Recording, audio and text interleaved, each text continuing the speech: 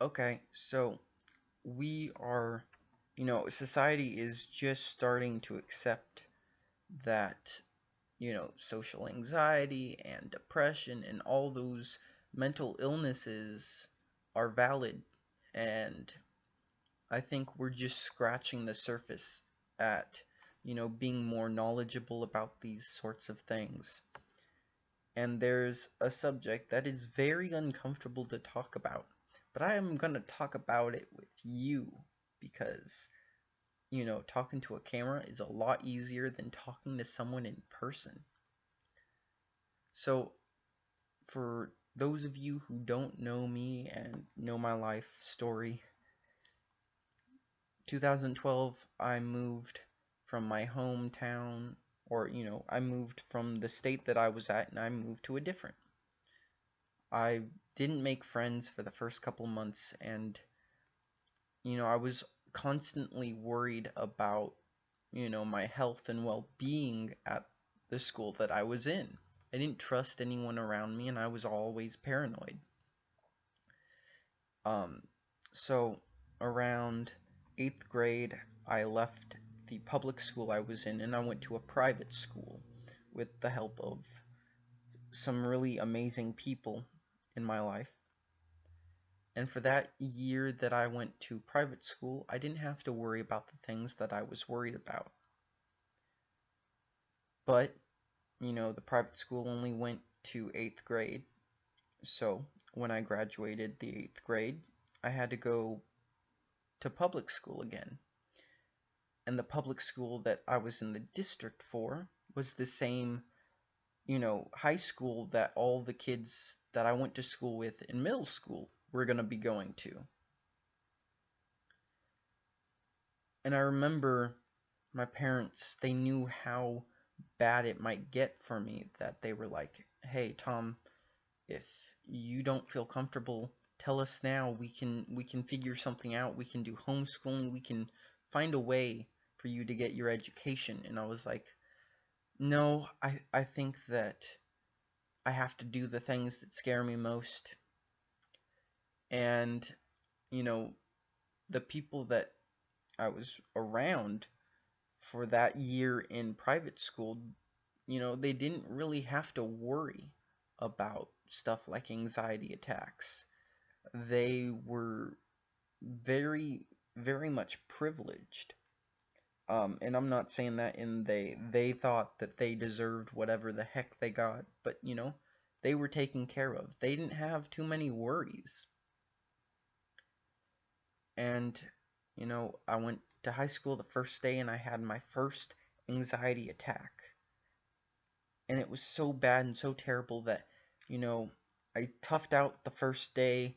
I went home and I looked at my parents and I'm like, I can't go back. You know, it was so terrible. I couldn't breathe.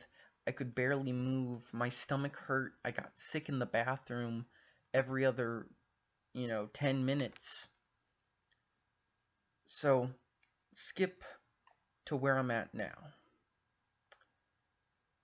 I have been diagnosed with chronic anxiety, which causes the anxiety attacks.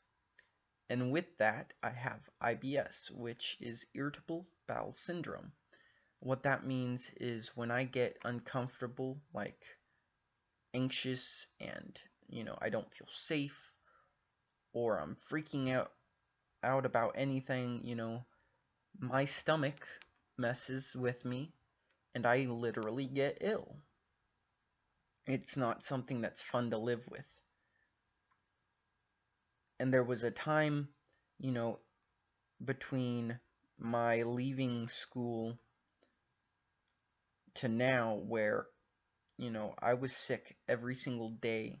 It didn't matter if I was in my own room. I didn't feel safe. I didn't feel comfortable. My life, you know, gave me so much stress that it was crippling. And the pain was constant. And I was always sick.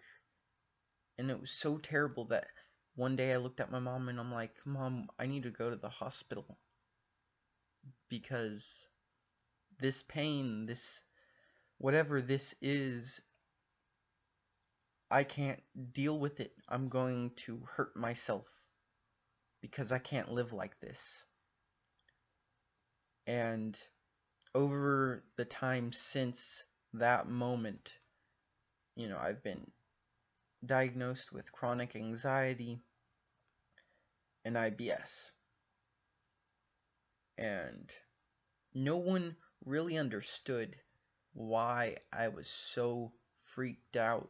And no one understood that I couldn't control my anxiety. It wasn't something that I planned on. It wasn't something that I had any power over. And, everyone thought I was crazy for leaving school. And I was just so confused by how people could make these assumptions about me because I left. And there are kids who have very similar stories to me, where they just had this constant pain in their stomach and they were always, getting sick, and it got to the point where they were ready to hurt themselves. And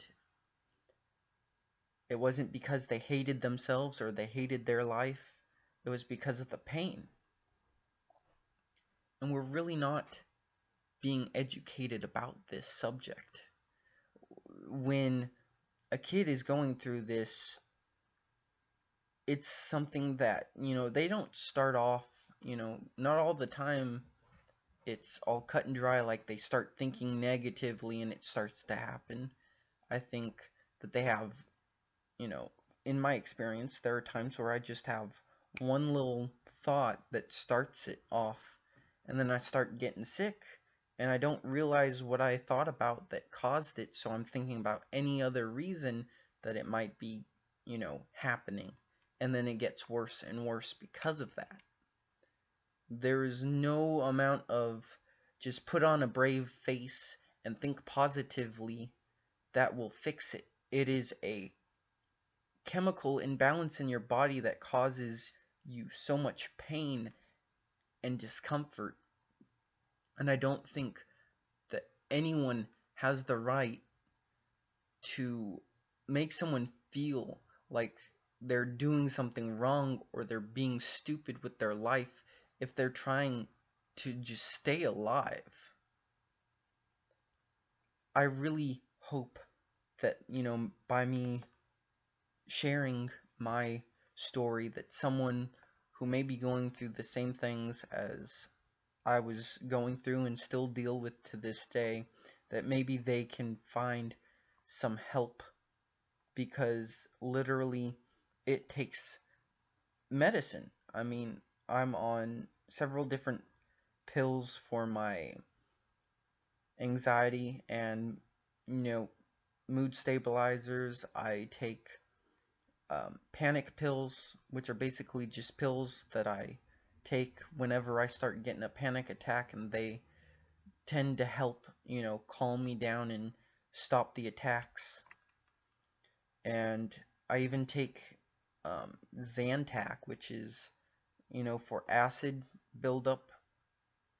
So, if you're going through that kind of thing, talk to your parents, talk to your doctors, because you might just find a solution that will help you live your life. And I don't know, I really hope that someone got something out of this. I will talk to you guys on another video. See ya then. Bye.